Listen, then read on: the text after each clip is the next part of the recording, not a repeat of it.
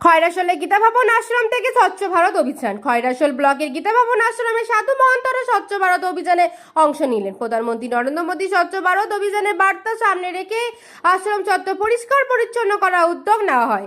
একই সঙ্গে সিউড়ি শহর 5টি জেলায় কর্মসূচি পালিত হয়। সাধু মহন্তদের পাশাপাশি বিভিন্ন শ্রেণীর মানুষ এই অভিযানে অংশ নেন।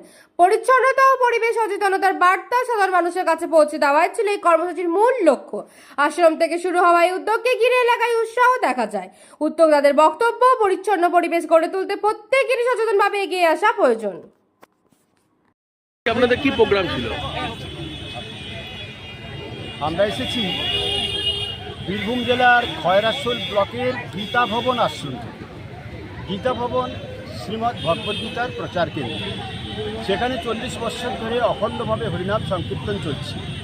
স্বামী বিবেকানন্দের নামে একটি বিবেকানন্দ চক্র, একটি জনসেবা কেন্দ্র আছে ওখানে, যার মাধ্যমে আমরা রাঢ়বঙ্গে আমরা বীরভূম, বর্ধমান, বাঁকুড়া, পশ্চিম মেদিনীপুর এই 5টা জেলাতে আমরা সারা বছর ধরে শিবজ্ঞানী জীব সেবা, বিবেকানন্দের ভাব প্রচার এবং নানা ধরনের আমরা করি।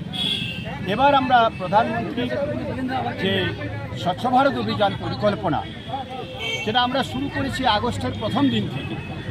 রাঢ়বঙ্গে 18টা জায়গায় আমরা স্বচ্ছ ভারত অভিযান করছি। এর আগে পশ্চিম বর্ধমান এবং বীরভূম জেলার নানা প্রান্তে আমরা স্বচ্ছ ভারত অভিযান অনুষ্ঠান করেছি। আমাদের আজকের প্রোগ্রাম হচ্ছে আজকে 26শে আগস্ট। আজকে আমরা সিউড়ি শহরে এসেছি। এখান থেকে আমরা ভান্ডির বনে যাব। সিউড়ি শহরের চৈতালি মোড়, যেখানে স্বামী বিবেকানন্দের মূর্তি আছে, সেখানে ভারত সেবাশ্রমের মহারাজ এবং আমি এবং এখানকার যিনি আইসি ছিলেন, আইসি উপাধ্যায় বাবু, এবং এখানকার যারা বিশিষ্ট সমাজসেবী ভান্ডারী বাবু সহ আরও অনেকে ছিলেন, সেখানে বাবু আছেন এক্সিকিউটিভ অফিসার, এবং আমরা এখানে নন পলিটিক্যালভাবে একটা বিরাট অনুষ্ঠানের আয়োজন করেছি। স্বচ্ছ ভারত অভিযান বিবেকানন্দের পাদদেশ থেকে বেনিমাধব মোড় পর্যন্ত আমরা আজকে স্বচ্ছ ভারত অভিযান একটা বার্তা দিলাম, প্রতীকী বার্তা দিলাম। আগামী দিনে সিউড়ি শহরকে সুন্দর করে গড়ে তুলতে হবে। আগামী দিনে মেডিকেল কলেজ, হসপিটাল হতে চলেছে এবং নানা ধরনের ডেভেলপমেন্ট কাজ হবে। সিউড়ির একটা ঐতিহ্য আছে, অনেক আগে থেকে সিউড়ির একটা বিরাট পরিচিতি আছে। সুন্দরভাবে সিউড়িকে গড়ে তোলার জন্য আমরা উদ্যোগ নিয়েছি। আমি গীতা ভবনের অধ্যক্ষ স্বামী সত্যানন্দ।